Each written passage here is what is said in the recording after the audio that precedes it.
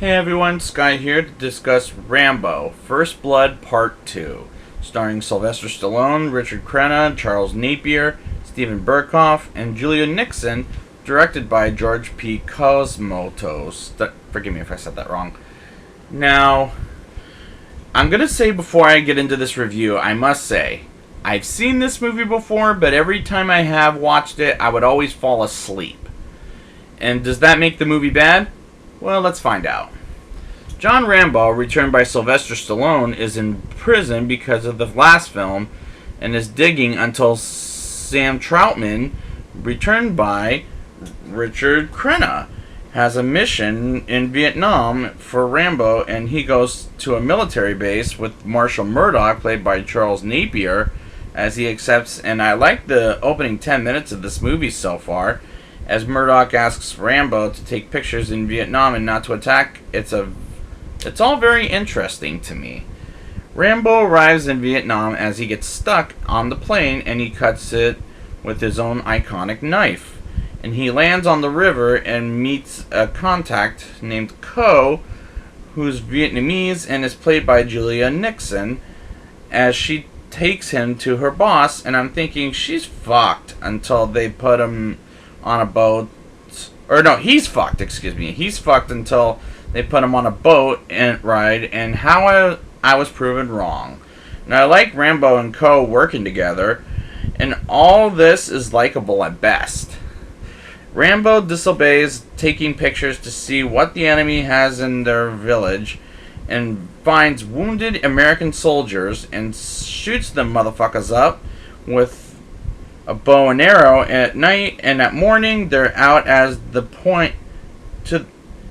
this point, and the enemy's alarm sounds and goes after Rambo as he calls the helicopter to get him some men out of there, until Murdoch tells the helicopter to abort the mission. And that was a dick move, pal. Just dick. And the movie gets very cliched by the fact it's an action movie starring Sylvester Stallone, and that's where the movie gets a little problematic. Rambo gets introduced to Colonel Podolsky, played by Stephen Burkoff, from the original movie of... And I'll talk about him again in a James Bond movie later this either year or next year. And he interrogates Rambo and tells him to tell his military base he's captured, as they're torturing him, and they finally get him to tell his military base he's been captured. And Co goes from her village to save Rambo, which did feel a little weak, but Podolsky is a good villain, but not a great one, like in Beverly Hills Cop. He was great in that movie, I'll say. Rambo escapes the torturing of himself with Co's help, and that was very stupid in my opinion. Co asks Rambo to take her with him to America, which is her dream, until she gets shot, which I did feel pretty sad when Co got shot by the bad guys, and Rambo gets revenge. Meanwhile, Troutman tells Murdoch to get his man the hell out of there, and Murdoch again and again says no. And Murdoch is a fucking idiot for fucking with Rambo. Rambo gets the bad guys, and all of this is fine in a cliche kind of way, but some people love it, but some people hate it half to death. I'm more in the middle of the road with it, despite the fact it's cliche.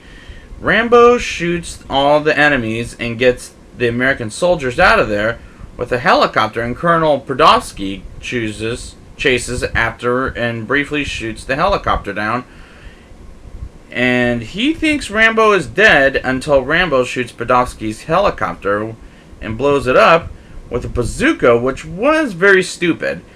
They go back to the military base, and Rambo attacks Murdoch and scares the holy shit out of him, and that was a badass ending. Now it's time for the rating. I'll give this movie a 7.0 out of 10. There were quite a bit of cliches, but I'm giving this movie a pass because I'm connected with Rambo and Co as partners, and there were scenes I liked with a badass ending, and at best, it's very entertaining. So I would like to thank you guys for joining me, and next week I will be back with Rambo 3, Or next time, I should say. And until then, nothing is over!